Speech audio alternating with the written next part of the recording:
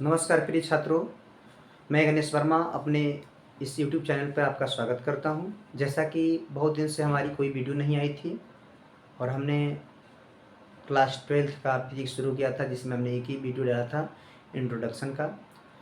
तो मैं सोच रहा हूं कि उसको आगे कंटिन्यू किया जाए और आज से आपको रोज़ एक वीडियो मिलेगा, जो क्या होगा कि ये ऑफलाइन ही होगा, मतलब लाइव नहीं होगा, रिकॉर्डेड क्लास होगा। ठीक है, जिसमें हम रोज़ एक टॉपिक कवर करेंगे। चलिए, उस टॉपिक में मतलब उस वीडियो में हमने समाप्त किया था क्या, आवेशों का क्वांटीकरण और आवेश संरक्षण का सिद्धांत। ठीक है, तो उसमें आवेश संरक्षण का सिद्धांत क्या था कि भाई इस सिद्धांत के अनुसार आवेश को न तो उत्पन्न किया जा सकता है और न ही नष्ट किया जा सकता है, बल्कि इसे एक पदार्थ से दूसरे पदार्थ पर रूपांतरित किया जा सकता है। ठीक है, तो उसके आगे आज हम पढ़ेंगे विद्युत बल। ठीक है, इलेक्ट्रिक फोर्स, विद्युत बल। ठीक है, विद्युत बल क्या है, देखिए ये विद्युत बल क्या है भाई, इसे समझेंगे हम। तो विद्युत बल जैसे जिस प्रकार से गुरुत्वाकर्षण बल आपने पढ़ा होगा कि भाई कि नहीं, दो पिंडों के बीच में लगने वाले आकर्षण बल को गुरुत्वाकर्षण बल कहते हैं। तो ठीक उसी प्रकार से जो विद्युत बल है, ये दो आवेशों के बीच में लगता है। ठीक है, गुरुत्वाकर्षण बल दो पिंडों के बीच में लगता है और ये विद्युत बल दो आवेशों के बीच में लगता है। तो इस तरह बोल सकते हैं कि नहीं, दो आवेशों के बीच में लगने वाले आकर्षण बल या प्रतिकर्षण बल को विद्युत बल कहते हैं। ठीक है, क्या बोलेंगे कि नहीं, दो आवेशों के बीच में, है ना, कि नहीं दो आवेशों के बीच में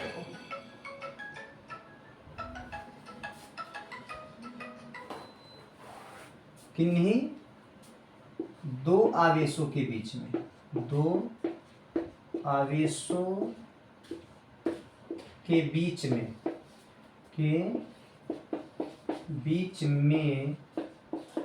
लगने वाले, नहीं दो आवेशों के बीच में लगने वाले आकर्षण बल या प्रतिकर्षण बल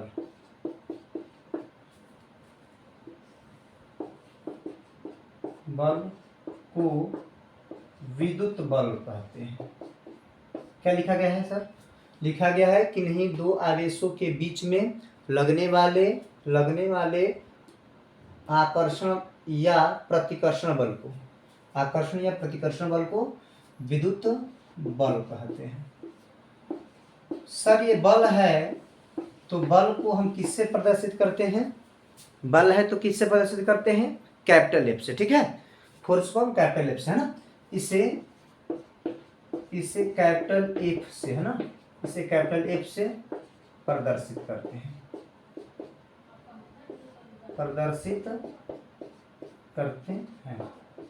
ठीक है सर, इसे किससे प्रदर्शित करते हैं? इसे कैपिटल एफ से प्रदर्शित करते हैं। ठीक है जी। अच्छे भाई, बल है तो बल का मात्रक, देखिए कोई भी बल होगा ना तो उस बल का मात्रक न्यूटन होता है, चाहे कोई भी बल हो। ठीक है, तो इसका मात्रक क्या होता है? न्यूटन होता है। इसका मात्रक न्यूटन होता है। ठीक है, इसका मात्रक न्यूटन होता है। ठीक है, अब बताइए, कोई पूछेगा कि विद्युत बल किसे कहते हैं, तो कि नहीं, दो आवेशों के बीच में लगने वाले आकर्षण बल या प्रतिकर्षण बल को विद्युत बल कहते हैं। इसे एफ से प्रदर्शित करते हैं, इसका मात्रक न्यूटन होता है। ठीक है, विद्युत बल का मात्रक क्या होगा? न्यूटन होगा।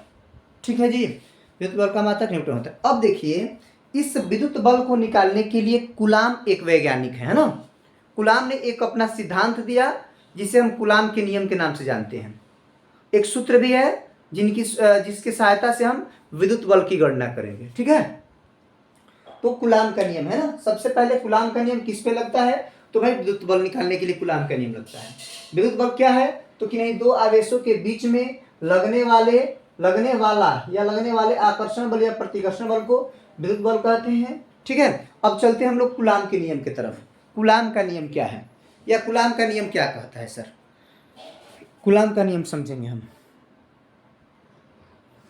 देखिए कूलाम का नियम, ठीक है। अब कूलाम का नियम क्या है, तो कूलाम के नियम से हम विद्युत बल की गणना करते हैं, ठीक है। जो विद्युत बल आया उसकी गणना करते हैं कूलाम के नियम से। अब एक कूलाम का नियम क्या कहता है, कूलाम का नियम देखो कहता क्या है। मान लेते हैं कि दो आवेश हैं, एक आवेश Q1 हो और एक आवेश Q2 हो। अगर इनके बीच की दूरी r हो, है ना, तो भाई कूलाम कहता है कि भाई इन दोनों आवेशों के बीच में जो विद्युत बल लगेगा वो दोनों आवेशों के गुणनफल के समानुपाती होगा।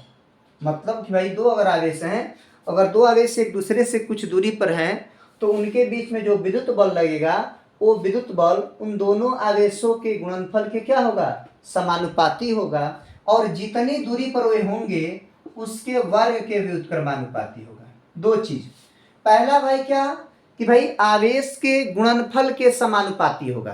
कूलाम का नियम कहा, कूलाम ने कहा कि भाई अगर दो आवेशों के बीच में विद्युत बल लग रहा है तो वो विद्युत बल क्या होगा, दोनों आवेशों के गुणनफल के समानुपाती होगा और वो आवेश जितनी दूरी पर रहेंगे उस दूरी के वर्ग के व्युत्क्रमानुपाती होगा।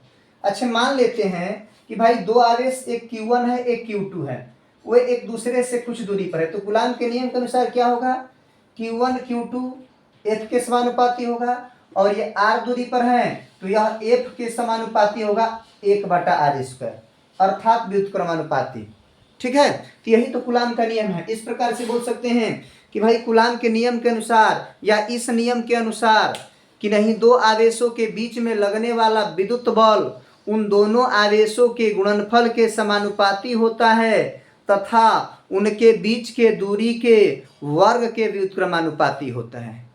ये है स्टेटमेंट उनका, है ना, ये थ्योरी है उनकी।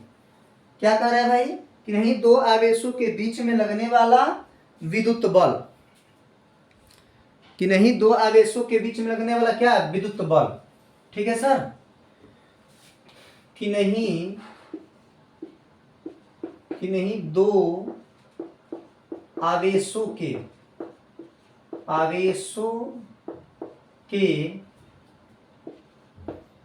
बीच लगने वाला विद्युत बल उन दोनों आवेशों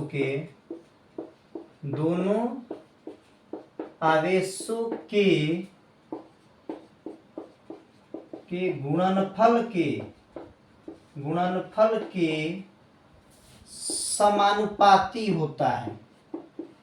समानुपाती होता है, ठीक है जी।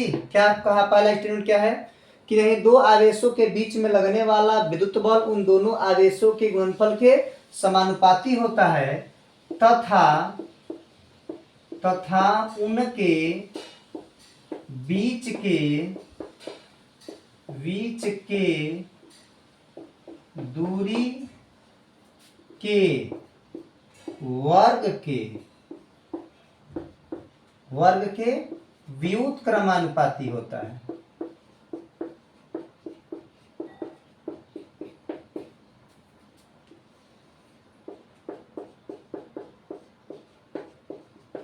ठीक है।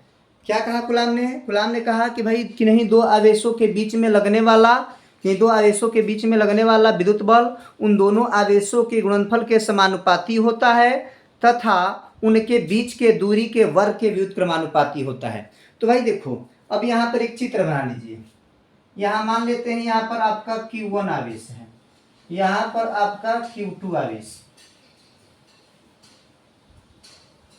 ये आपका Q1 आवेश है, ये आपका Q2 आवेश है, ठीक है। इनके बीच की दूरी क्या है, R है, इनके बीच की दूरी क्या है ना, R है। तो यहाँ पर माना जाएगा, माना दो आवेश Q1 व Q2 एक दूसरे से स्मॉल r दूरी पर स्थित हैं। स्थित हैं। ठीक है, क्या लिखा गया है, माना दो आवेश Q1 और Q2 एक दूसरे से r दूरी पर स्थित हैं, तब कूलाम के नियम के अनुसार, कूलाम के नियम से, अब देख कूलाम का नियम लगेगा तो भाई कूलाम का नियम क्या कह रहा है कि दो आवेशों के बीच में लगने वाला विद्युत बल उन दोनों आवेशों के गुणनफल के समानुपाती। तो देखिए F समानुपाती Q1 इंटू Q2, समीकरण नंबर 1 मान लीजिए। यहां से कर लीजिए F समानुपाती 1/r², समीकरण नंबर 2 कर लीजिए। ठीक है, दोनों आवेशों के गुणनफल क्या होगा, समानुपाती होगा। ठीक है, दोनों आवेशों के गुणनफल क्या होगा, समानुपाती होगा, और उनके बीच के दूरी के वर्ग क्या होता है, व्युत्क्रमानुपाती होता है। ठीक है, अब इसे अगर हम समीकरण 1 और 2 को संयुक्त करेंगे, यहां देख लीजिए। ठीक है, समीकरण 1 व समीकरण 2 को संयुक्त कीजिए, है ना, संयुक्त करने पर जब दोनों में देखिए दोनों के एलएचएस में एफ ही है, एक ही रखो, तो एफ समानुपाती Q1 Q2 बटा में r²।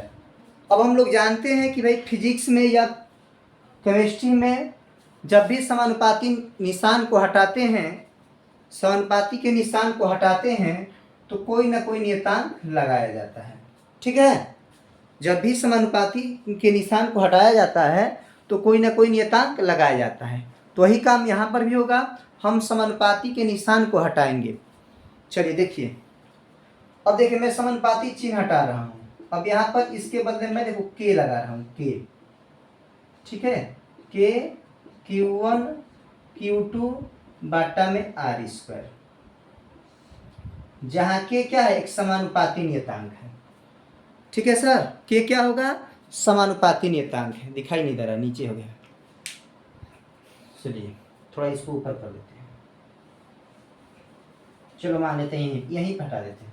देखो इसको यहाँ देख लो, समानुपाती निशान यहाँ हटा दो, यहाँ हटेगा तो क्या होगा, F बराबर K Q1 Q2 बटा में r²।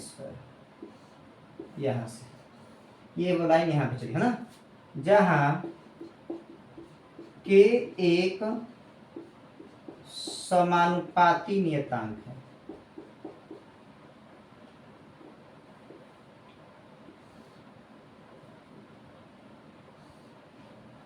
जहाँ K एक समानुपाती, जहाँ K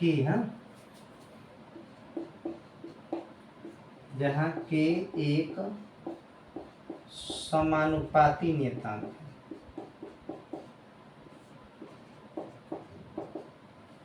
जहाँ K क्या है भाई, अब समानुपाती, देखो इसका भी कुछ मान होता है। ठीक है, K का भी एक मान होता है, मैं उसे बता रहा हूँ। ठीक है, K क्या है, समानुपाती नियतांक है। चलिए आगे बढ़ते हैं। अब देखिए K का भी कुछ मान होता है, और उस K का मान क्या होता है मैं बता रहा हूँ। देखो K का मान होता है 1/4πε0K। ठीक है, 1/4πε0K। ठीक है, ये होता है। अब इसमें जो K दिखाई दे रहा है, ये जो K दिखाई दे रहा है, ये परावैद्युतांक है ना, निर्वात या वायु के लिए। या K नहीं मान सकते तो कुछ दूसरा मान सकते, चलो ठीक है कोई बात नहीं, दो तो K हो गया, कोई दिक्कत नहीं। याद रखिएगा बस, ये दूसरा नियतांक है, ये परावैद्युतांक है। ठीक है, ये K मैं बताऊंगा, इसका निर्वात या वायु के लिए 1 होता है इसका मान। ठीक है, थोड़ा मुझे अलग लेना चाहिए था, कोई बात नहीं। आप कैपिटल एस ले सकते हैं ना, जहां पर मैंने K लिया है, समानुपाती निशान को जब हटाया हूं मैं, वहां पर कैपिटल ए ले लीजिएगा। ठीक है, कैपिटल ए ले लीजिएगा, क्योंकि 2 बार K हो जा रहा है ना, यहाँ पर भी K हो जाएगा, यहाँ पर भी K हो जाएगा, तो यहाँ पर आप कैपिटल ए कर लीजिएगा, है ना। अब वीडियो में बैक नहीं कर सकता हूँ, यहाँ पर कैपिटल ए कर लीजिए। ठीक है, अच्छा रहेगा, ये कैपिटल ए कर लीजिएगा। ठीक है, चलो वहीं से शुरुआत से ही जहाँ पर नियतांक हटाइएगा वहीं पर कैपिटल ए ले लीजिएगा। कुछ भी ले सकते हैं, है ना, नियतांक तो भाई कुछ भी ले सकते हैं, कोई दिक्कत नहीं। चलो अब यहाँ पर क्या है, ए का मान, उसी ए का मान क्या हो गया, 1/4πε0K हो गया। अब समझो निर्वात और वायु के लिए इस k का मान 1 हो जाएगा, है ना। निर्वात या वायु के लिए, ठीक है, k बराबर 1।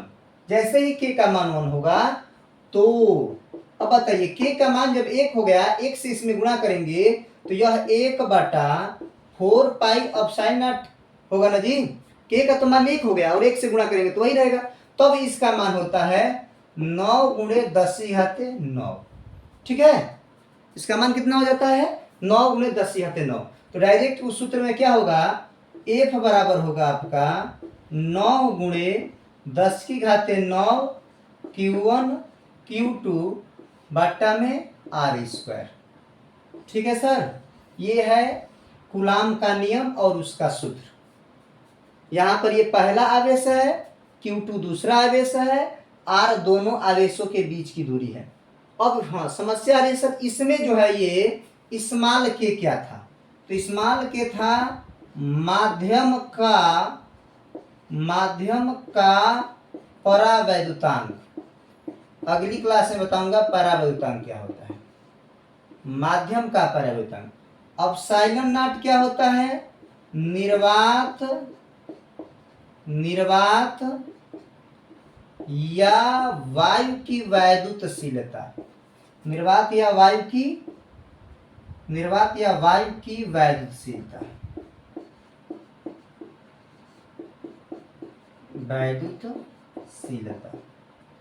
ठीक है। चलिए जी, अब 4 जानते हैं, पाई जानते हैं, 2 चीज था, ठीक है। के है माध्यम का परावर्तन और एप्सिलॉन नॉट निर्वात या वायु की वैद्युतशीलता है। बाकी एफ का मान होता है 9 × 10⁹9 Q1 Q2 बटा r²। कब, जब निर्वात और वायु में रहेंगे दोनों आवेश, तब जब ये दोनों आवेश Q1 और Q2 निर्वात और वायु में रहेंगे तब ये सूत्र लगेगा। अगर निर्वात और वायु में नहीं है, अन्य किसी माध्यम में है, तो उस माध्यम का परावैद्युतांक देगा, के का मान देगा, ठीक है। उस माध्यम में के का मान देगा, ठीक है, याद रखिएगा। यह है कूलाम का नियम। उम्मीद है आपको समझ में आया होगा। कोई भी दिक्कत है तो आप हमें मेरे व्हाट्सएप नंबर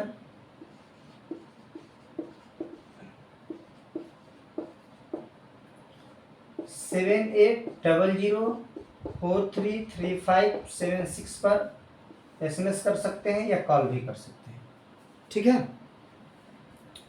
कोई दिक्कत नहीं, इसी तरह आपकी क्लास चलती रहेंगी, ठीक है। थोड़ा दिक्कत हो रहा है, सब ठीक हो जाएगा। बाकी कमेंट करके बताइए कैसा वीडियो लगा। मिलेंगे कल इसी टाइम एक नए क्लास के साथ।